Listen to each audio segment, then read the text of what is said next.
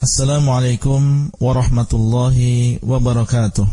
Alhamdulillah wassalatu wassalamu ala Rasulillah wa ala alihi wa sahbihi wa man wala. Halaqah yang ke-16 dari silsilah ilmiah penjelasan kitab Al-Usulul Thalathah wa Adillatuha, 3 landasan utama dan dalil-dalilnya, yang dikarang oleh Syekh Muhammad bin Abdul Wahhab At-Tamimi rahimahullah. Setelah kita mengetahui siapakah Allah dan bagaimana kita mengenal Allah SWT, maka beliau rahimahullah ingin menyampaikan kepada kita bahwasanya zat yang telah memelihara kita dengan kenikmatannya, yang telah menciptakan langit dan juga bumi, menciptakan tanda-tanda kekuasaan seperti malam, siang, matahari dan bulan, maka dialah Rabb yang disembah. Dialah yang berhak untuk diibadahi dan disembah. Beliau mengatakan war-Rabbu huwal ma'budu, dan Rabb dialah yang disembah, dialah yang diibadahi. Apabila seseorang sudah meyakini bahwasanya Allah dialah yang menciptakan alam semesta dan juga mengaturnya, maka kewajiban dia adalah hanya menyerahkan ibadah ini kepada Allah SWT. Wad dalilu qauluhu ta'ala, dan dalilnya adalah firman Allah, ya ayyuhan nas u'budu rabbakumul ladzi khalaqakum walladzina min qablikum la'allakum tattaqun alladzi ja'ala lakumul arda firasha was samaa'a binaa'a wa anzala minas samaa'i maa'an fa akhraja bihi minats thamarati rizqan lakum fala taj'alu lillahi andada wa antum ta'lamun. Yang artinya, wahai manusia, kata Allah SWT, Allah memanggil semua manusia, hendaklah kalian menyembah, beribadah kepada Rabb kalian yang telah memelihara kalian dan memelihara seluruh alam semesta. Siapakah Rabb kalian? Rabb kalian adalah yang telah menciptakan kalian dan menciptakan orang-orang sebelum kalian supaya kalian bertakwa, supaya kalian takut kepada Allah SWT. Inilah Rabb yang memiliki sifat-sifat inilah yang berhak untuk disembah dan diibadahi. Sembahlah Rabb kalian yang telah menciptakan kalian. Yang tidak menciptakan kalian jangan disembah. Demikian pula menciptakan orang-orang sebelum kalian, menciptakan bapak kalian, menciptakan orang tua kalian, dan menciptakan orang-orang sebelum kita dari semenjak Nabi Adam alaihissalam. Itulah Rabb yang berhak untuk disembah. Selain itu, yang tidak memiliki sifat ini, yang tidak menciptakan, maka janganlah disembah, supaya kalian bertakwa, menjadikan wiqayah, penjagaan antara kalian dengan nerakanya Allah SWT. Kemudian Allah mengatakan alladzi ja'ala lakumul arda firasha. Rabb tersebut yang hendaknya kalian sembah, dialah yang telah menjadikan bagi kalian bumi ini menjadi terhampar sehingga mudah diambil manfaat. Maka inilah Rabb yang berhak untuk kalian ibadahi. Adapun selain Allah yang tidak menjadikan bumi ini terhampar, maka dia tidak berhak untuk diibadahi. Kemudian Allah mengatakan was-samaa'a binaa'a, dan telah menjadikan langit menjadi bangunan yang besar yang berada di atas manusia. Dialah yang berhak untuk diibadahi dan disembah. Kemudian Allah mengatakan wa anzala minas samaa'i maa'an, dan telah menurunkan dari langit air hujan. Kemudian Allah mengatakan fa akhraja bihi minats thamarati rizqan lakum. Maka Allah SWT mengeluarkan dengan air hujan tersebut buah-buahan sebagai rezeki bagi kalian. Inilah Rabb yang berhak untuk diibadahi dan disembah, menjadikan bumi menjadi terhampar, menjadikan langit menjadi bangunan, menurunkan air dari atas, dari awan. Kemudian dialah yang telah mengeluarkan tanam-tanaman,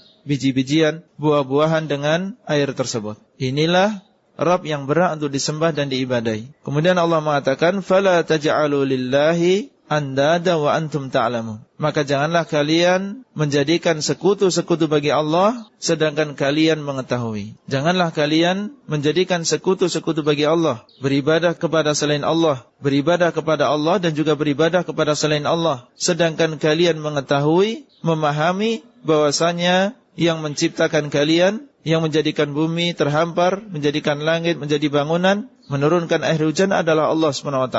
Kalau kalian mengetahui bahwasanya yang melakukan itu semua adalah Allah dan tidak ada yang melakukan itu semua kecuali Allah, maka janganlah kalian menyekutukan Allah, menyembah Allah dan juga menyembah selain Allah. Beribadah kepada Allah, bersamaan itu beribadah juga kepada selain Allah. Menyerahkan ibadahnya sebagian kepada Allah, tetapi juga menyerahkan sebagian ibadah yang lain kepada selain Allah. Jadi keimanan kita bahwasanya Allah yang mencipta, memberikan rezeki baik dari langit maupun dari bumi, mengatur alam semesta ini seharusnya menjadikan kita tidak beribadah kecuali kepada Allah Subhanahu wa taala. Inilah maksud dari ayat yang mulia ini. Oleh karena itu setelahnya beliau menukil ucapan Ibnu Katsir Asy-Syafi'i yang memiliki kitab tafsir. Beliau mengatakan, qala Ibnu Katsir rahimahullah, al-khaliqu li hadhil asya' huwal mustahiqqu lil ibadah. Berkata Ibnu Katsir rahimahullah, yang menciptakan ini semua dialah yang berhak untuk diibadai. Adapun yang tidak menciptakan ini dan itu,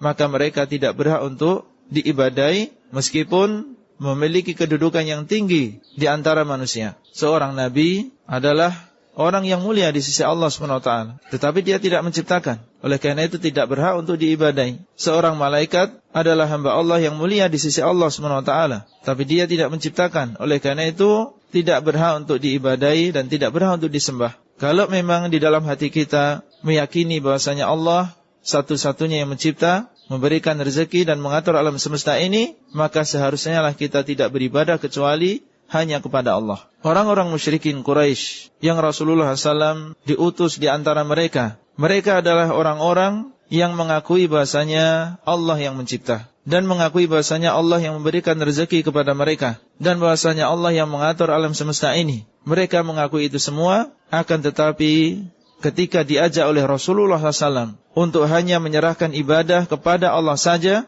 mereka menolak, tidak mengikuti ajakan Rasulullah SAW. Padahal mereka mengakui tentang rububiyah Allah dan bahwasanya Allah yang menciptakan mereka dan orang-orang sebelum mereka. Tidak ada di antara mereka yang meyakini bahwasanya patung-patung yang ada di sekitar Ka'bah itulah yang menciptakan mereka. Tidak. Dan Allah SWT sendiri yang telah mengabarkan keyakinan mereka tentang Allah SWT.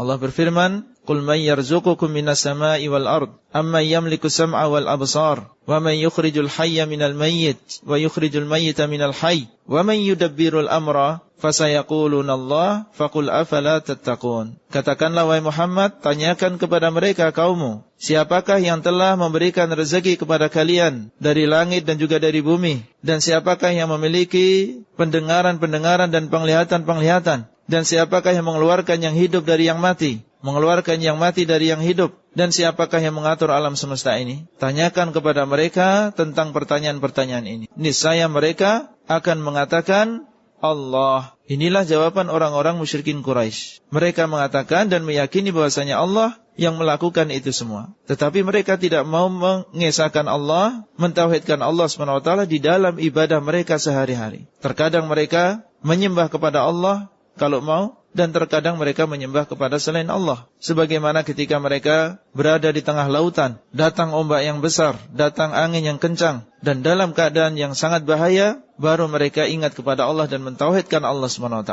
Tapi ketika mereka sudah diselamatkan sampai ke daratan, mereka lupa kepada Allah dan kembali menyekutukan Allah SWT. فَإِذَا رَكِبُوا فِي الْفُلْكِ دَعَوُوا اللَّهَ مُخْلِصِينَ لَهُ الدِّينَ فَلَمَّا نَجَّاهُمْ إِلَى الْبَرِّ idahum yusyrikun. Apabila mereka mengendarai kapal atau naik kapal di tengah lautan, mereka berdoa kepada Allah dalam keadaan ikhlas hatinya untuk Allah SWT. Mengatakan, ya Allah, seandainya Engkau menyelamatkan kami dari bahaya ini, niscaya kami adalah termasuk orang-orang yang bersyukur. Ketika Allah menyelamatkan mereka sampai ke daratan, tiba-tiba mereka menyekutukan Allah. Terkadang menyembah kepada Allah, berdoa semata hanya kepada Allah, dan terkadang mereka menyekutukan Allah SWT. Kemudian Allah mengatakan di dalam ayat tadi setelah menyuruh Nabi Muhammad SAW bertanya kepada mereka, siapakah yang telah memberikan rezeki, mengatur alam semesta, menghidupkan dan mematikan? Ketika mereka mengatakan Allah, maka Allah mengatakan kepada nabinya, maka katakanlah kepada mereka, kenapa kalian tidak takut kepada Allah? Kenapa kalian tidak takut dengan azab Allah SWT?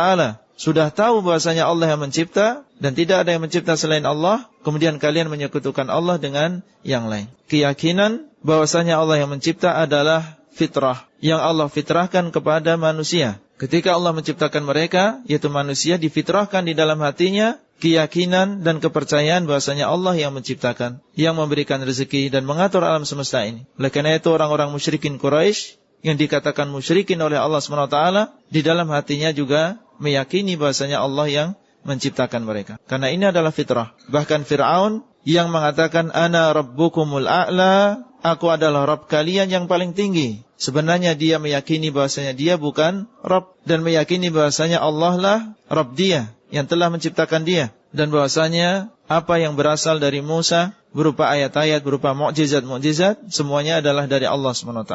Dan Allah kabarkan di dalam Al-Quran tentang bagaimana sebenarnya keyakinan Fir'aun. Qala laqad alimta ma anzala haula'i illa rabbus samawati wal ard basair wa inni la adhunnuka ya Fir'aunu mathbura. Musa berkata kepada Fir'aun, sungguh engkau telah memahami dan mengetahui wahai Fir'aun, bahwasanya tidak menurunkan ayat-ayat ini, mukjizat-mukjizat ini, kecuali Rabb langit dan juga bumi. Basair yang merupakan tanda-tanda kekuasaan, menunjukkan bahasanya Fir'aun sebenarnya mengetahui tentang Allah SWT, dan dialah yang telah menciptakannya dan juga menciptakan alam semesta, dan bahwasanya ucapan dia aku adalah Rabb yang paling tinggi adalah ucapan yang keluar dari orang yang sombong, mengetahui al-haq tetapi dia mengucapkan dan menolak kebenaran tersebut. Fir'aun mengenal bahasanya Allah adalah Rabb semesta alam. Jangankan Fir'aun, Asyaitan dan juga Iblis mengenal bahasanya Allah yang telah menciptakan dia dan menciptakan Nabi Adam alaihissalam. Allah berkata kepada Iblis setelah dia diperintahkan untuk bersujud, sujud penghormatan kepada Nabi Adam, kemudian dia menolak. Allah SWT berfirman, Qala ma mana'aka alla tasjuda idh amartuk. Wahai Iblis, apa yang mencegahmu untuk sujud penghormatan kepada Nabi Adam ketika aku memerintahkan kepadamu? Apa yang dikatakan oleh Iblis? Qal ana khairum min khalaqtani min narin wa khalaqtahu min tin. Qala ana khairum min. Aku, kata Iblis, lebih baik daripada dia. Engkau ciptakan aku dari api dan engkau ciptakan Adam dari tanah. Dia mengatakan khalaqtani. Engkau ya Allah menciptakan aku dari api. Di dalam ayat yang lain dia mengatakan qala Rabbi fabima aghwaytani la aq'udanna lahum siratakal mustaqim. Iblis berkata kepada Allah, mengatakan Rabbi, wahai Rabbku, karena engkau telah menyesatkan aku, maka aku akan menyesatkan mereka dari jalanmu yang lurus. Memanggil kepada Allah dengan Rabb, mengenal bahasanya Allah adalah Rabbnya. Tapi apakah ini bermanfaat bagi syaitan? Tidak bermanfaat baginya, karena dia tidak melaksanakan perintah Allah SWT. Mengenal bahasanya Allah yang menciptakan, memberikan rezeki dan mengatur alam semesta adalah fitrah yang seharusnya menuntun kita hanya beribadah kepada Allah SWT. Oleh karena itu di sini beliau mendatangkan ayat ya ayyuhan nas u'budu rabbakumul ladzi khalaqakum walladzina min qablikum la'allakum tattaqun. Dan ini adalah perintah pertama di dalam Al-Qur'an. Di dalam Al-Qur'an banyak perintah, tapi perintah pertama yang Allah sebutkan di dalam Al-Qur'an adalah perintah untuk beribadah kepada Allah semata. Betapa besarnya dan agungnya perintah untuk beribadah kepada Allah SWT. Sehingga Allah menjadikan perintah untuk beribadah ini sebagai perintah yang pertama di dalam Al-Quran sebelum perintah-perintah yang lain. Dan larangan berbuat syirik adalah larangan yang pertama di dalam Al-Quran. Tadi disebutkan Allah berfirman fala taj'alu lillahi andada wa antum ta'lamun. Maka janganlah kalian menjadikan sekutu-sekutu bagi Allah. Dan ini adalah larangan yang pertama di dalam Al-Quran. Perintah pertama adalah perintah untuk bertauhid, dan larangan pertama adalah larangan dari perbuatan syirik. Itulah yang bisa kita sampaikan. Wallahu ta'ala alam. Wassalamualaikum warahmatullahi wabarakatuh. Materi audio ini disampaikan di dalam grup WA Halaqah Silsilah Ilmiah HSI Abdullah Rai.